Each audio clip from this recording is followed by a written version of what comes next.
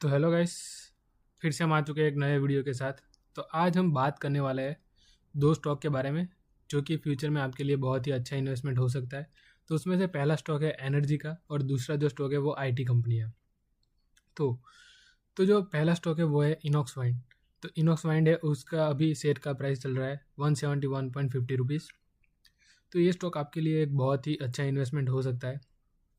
तो उसका जो पहला रीज़न है वो है कि ये एनर्जी स्टॉक है। तो आपको पता ही है अभी एनर्जी की डिमांड काफ़ी ज़्यादा बढ़ गई है और फ्यूचर में भी एनर्जी की डिमांड ज़्यादा ही रहने वाली है।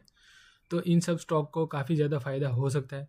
और उसमें भी इनॉक्स वाइंड में अभी एक न्यूज़ आई हुई है कि अभी इस कंपनी ने एक जो एनर्जी सॉल्यूशन प्रोवाइडर है इनके साथ एक कंपनी ने पार्टनरशिप की है जिसमें इनको 200 मेगावाट का एक रिन्यूएबल एनर्जी का उनको प्रोजेक्ट मिला हुआ है। इनको जो ऑर्डर मिला है वो है C&I पावर प्रोड्यूसर की तरफ से। तो इसकी वजह से इनको काफ़ी ज़्यादा फ़ायदा हो सकता है। 200 मेगावाट का पावर कोई छोटी मोटी चीज़ है नहीं, तो इतना बड़ा इनको ऑर्डर मिला है।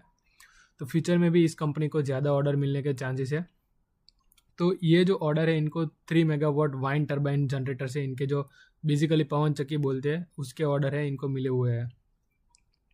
तो इसकी वजह से कंपनी काफ़ी ज़्यादा इसमें पे आपको प्रॉफिट मिल सकता है, एक अच्छा इन्वेस्टमेंट बन सकता है। पर हाँ, आप एक बार इसके फंडामेंटल्स भी चेक कर लीजिएगा, उसके बाद ही आप कोई इन्वेस्टमेंट डिसीजन लीजिएगा। ये आपके एजुकेशन पर्पज़ के लिए है।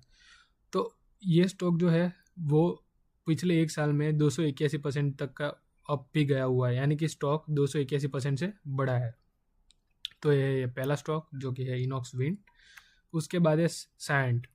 तो सैंड का जो अभी स्टॉक प्राइस है वो 1838.10 रुपीज़ है। तो इस कंपनी में क्यों ज़्यादा इन्वेस्टमेंट का चांसेस ज़्यादा अच्छा रह सकता है, क्योंकि इस कंपनी में अभी अभी सेमीकंडक्टर बिजनेस में एक्सपेंशन करने का एक इन्होंने डिसीजन लिया है।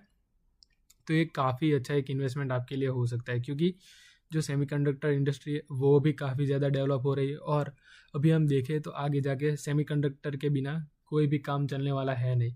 तो जो सेमीकंडक्टर चिप है वो काफ़ी ज़्यादा इंपॉर्टेंट है, दुनिया में सारी जगहों में ये यूज़ हो रही है। AI टेक्नोलॉजी हो गई, फ़ोन टेक्नोलॉजी हो गई, कंप्यूटर हो गए, सारी चीज़ों में ये जो है सेमीकंडक्टर चिप वो यूज़ होती है।